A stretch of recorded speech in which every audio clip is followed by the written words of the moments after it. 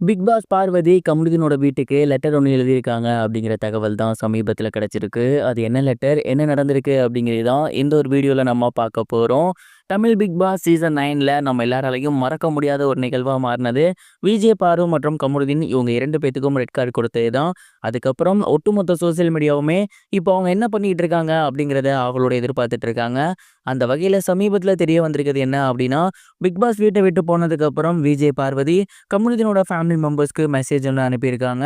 குறிப்பா அவங்களோட அக்கா கிட்ட அவங்க என்ன சொல்லியிருக்காங்க அப்படின்னா, "ஐ அம் ரியலி சாரிக்கா. என்னால தான் இது எல்லாமே. கமருதீன் வந்து சைலன்ட்டா தான் இருந்தான். நான் தான் கொஞ்சம் ட்ரிகர் ஆயிட்டேன். அதுக்கப்புறம் நான் தான் அவனுக்கு அந்த ஒரு ஐடியாவ குடுத்திருந்தேன். இந்த மாரி அவங்கள கார தொறந்து தள்ளி விடலாம் அப்படின்னு. அண்ட் அந்த ஒரு ஹீட் ஆஃப் த மொமெண்ட்ல நடந்த விஷயம் தான் அது. அதுல அவனுக்கு எந்த சம்மந்தமுமே இல்ல.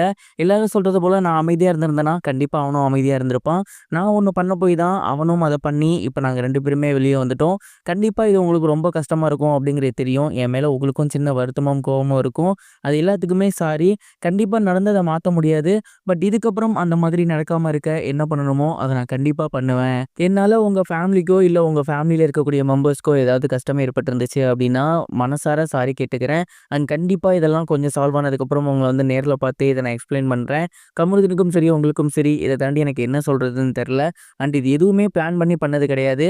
அதுவா நடந்துச்சு. அதுக்கு இப்படி ஒரு ரிசல்ட் வந்துருச்சு. எனிவே இதுக்கப்புறம் அடுத்தடுத்து நம்மளோட ஒர்க்க பார்ப்போம் அப்படிங்கிற மாரி அவங்க சொல்லியிருந்திருக்காங்க. அண்ட் கண்டிப்பா கமருதீன் ஃபேமிலி மெம்பர்ஸ்க்கு பாரு மேல சின்ன வருத்தம் இருந்திருக்கும். ஏன்னா கமருதீன் ரொம்பவே சூப்பரா தான் கேம் ஆடிட்டு இருந்தாரு. சடனா பார்வதி அவர்கள் ஒரு சில விஷயங்கள் பண்ண போயிட்டு தான் அப்படியே கேம் சேஞ்ச் ஆகிருச்சு. எனிவே அவங்க 2 பேருமே அந்த ஒரு மிஸ்டேக்க ரியலைஸ் பண்ணிட்டாங்க. அங்கனே அவங்க ரொம்ப அழுது சாரியும் கேட்டுட்டாங்க. அப்படி இருக்கையில மறுபடியும் அவங்கள அந்த ரெட் கார்டுங்கிறத ஸ்டாம்ப் பண்றது ரொம்ப தப்புன்னு நான் நினைக்கிறேன். நீங்க இத பத்தி என்ன நினைக்கிறீங்க? கமெண்ட் பாக்ஸ்ல மறக்காம ஷேர் பண்ணுங்க. இது ஒரு புறம் இருக்க, பிரபல நடிகரான ஜெயம் ரவி அவர்கள் ரீசென்ட்டா விஜய்க்கு ஆதரவா அவரோட சோசியல் மீடியால சொல்லியிருந்த விஷயம் இப்ப ரொம்பவே வைரலா போய்க்கிட்டு இருக்கு.